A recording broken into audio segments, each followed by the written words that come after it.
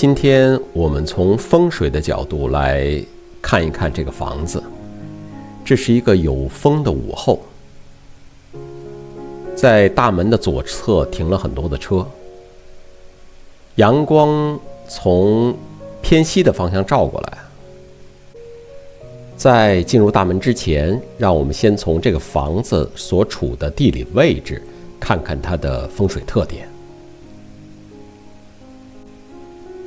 现在我们看到的是这个房子所处的位置，那个红点代表这个房子。很明显，河道在这里进行了一个超过270度的巨大转折，形成了非常典型的在中国风水上的反弓水。这个巨大的转折直接面对的就是那所房子，同时在东侧和西侧的两个河道形成了一个围绕这个河中间的巨大通道。有两个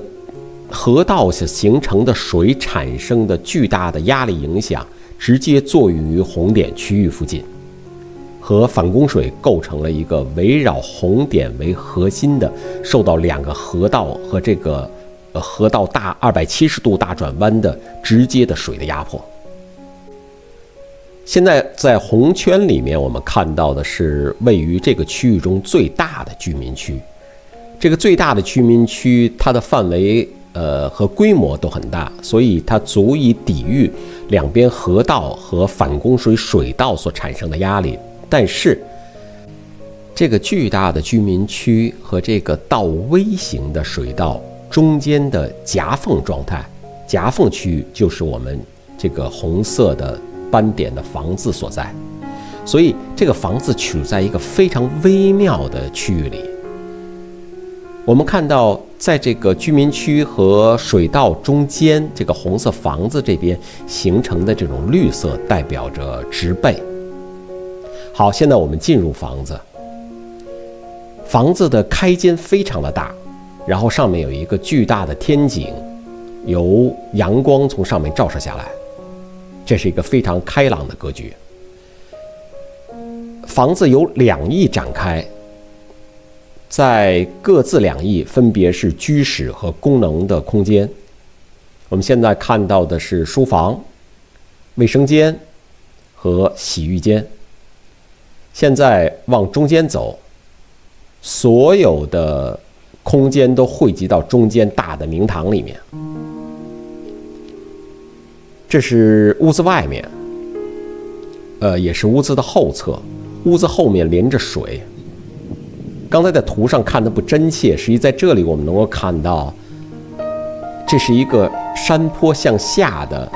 延伸的斜坡，斜坡的底端就是河流。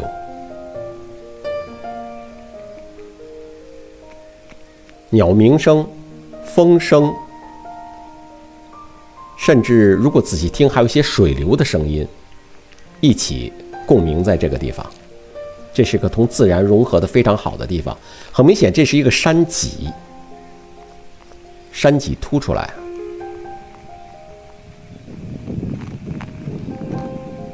在屋子的左侧，也就是屋子的西侧，堆积着大量的杂物，这也是它的工具房所在，一定程度上影响到它某一部分的运势。好，我们重新回到地图，我们再把它放大这个地图，仔细看看另外的一些影响。这是由公路构成的一个巨大的三角形，三角形继续往下延伸。如果我们把2个转折点进行连线的话，我们就发现这个线中间正好切到这个房产的所在地，同时反弓水作用在这个房产上。所以刚才我们谈到，这是一个非常微妙格局的房子，它这个位置让这个房子处在一个非常敏感和微妙的环境下，所以我们很难说一个房子风水好或者不好，它是很敏感，但是这种敏感它有启动因素。好，我们现在来到后面的这个露台，它临着水，临着一个自制的泳池，呈 L 形状的泳池，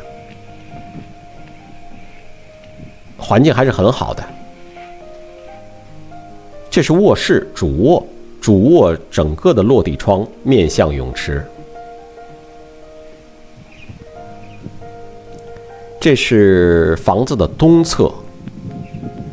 我们看到阳光从西面照射下来，被房子给遮盖住，形成了房檐的投影。我们重新回到房子的地理布局图，我们从另外一个方面看，这是由山地和草地构成的一个交界线。我们很明显的看到，这个交界线如果把它的外角进行延伸的话，是可以触及到刚才我们说的那个标地房间的。所以从这个角度来讲，实际也产生了对这所房子的冲击。好，我们总结一下，典型的反供水，居民聚居区和水道形成的巨大的中间夹层，由地形和地貌构成的夹角和道路构成的三角形的对冲，这几点共同让这个房产变得的极度敏感。所谓的极度敏感，是指这个房子的居住者，或者说这个房产的拥有者，他本身的命格和流年的运气同这个房子之间的风水直接作用相关，或者说深深的相互作用。即所谓房子的拥有者，他在运势好的时候会大大促进自己的运势，但本身处于一种消极的状态下，那么会巨大的加深这种消极的作用。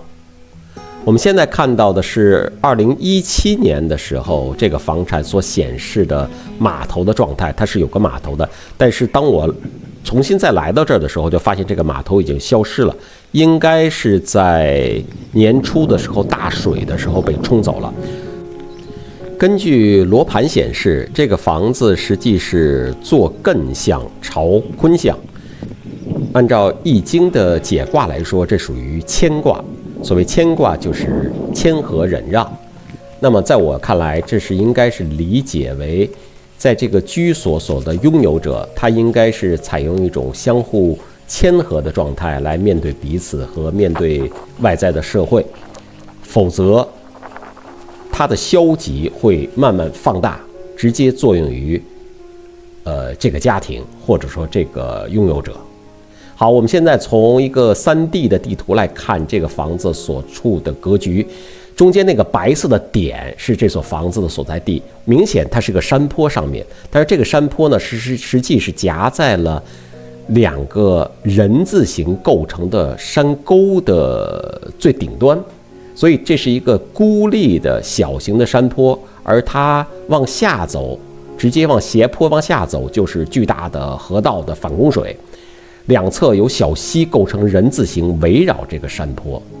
孤立无缘，同时受水的作用巨大影响。我们看到公路在它的前侧。好，现在我是顺着这个河道往上走，慢慢气喘吁吁的来到了这个房子的正面。可见这个由河道延展开来的上坡的路，对我这个身体还算不错的来说，也是有点吃力的。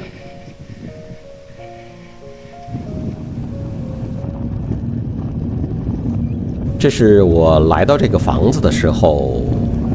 所拍摄的。明显，道路过后来到小路上，这个坡就一直往下延伸着。所以刚才我们结合刚才看到的那个3D 的 Google 地图，我们看到实际这是一个由山沟进入又往斜上走进入山坡的状态，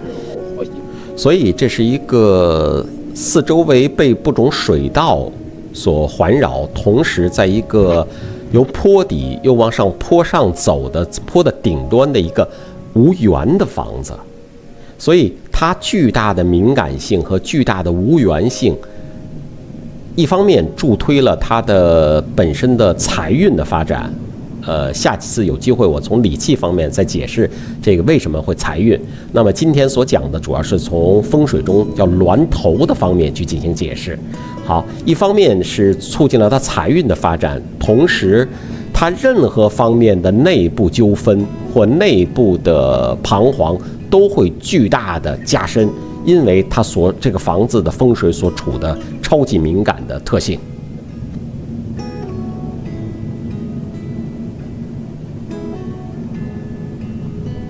所以这所房子有巨大的不确定性。